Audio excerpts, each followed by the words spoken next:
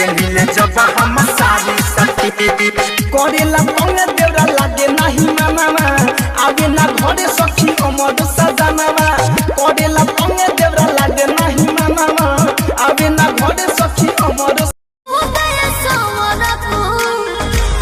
लूटली ही माचा कोनो दे दी ही साजा कोनो महदी ही महिया के खा जाई दहिया के छाली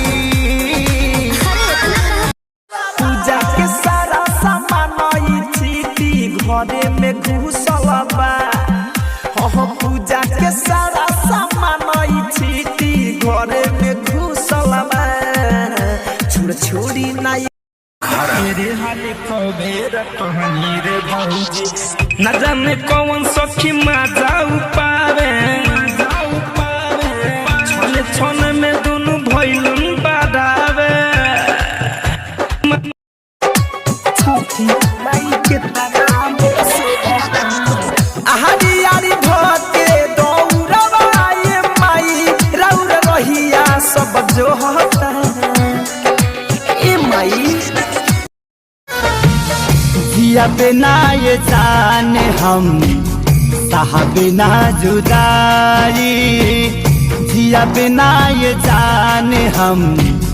सहा बिना जुदाई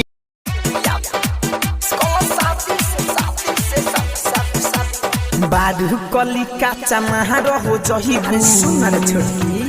गोरा में जल्दी हमारा या जाइबू हमारा या जाइबू ओए बारू बताओ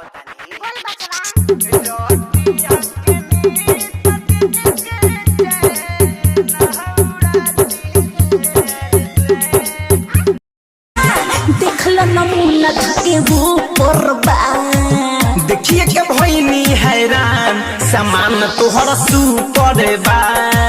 देखिए के भइनी हैरान सामान तोहर सुपर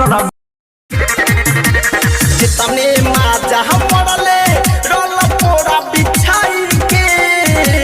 जितने माजा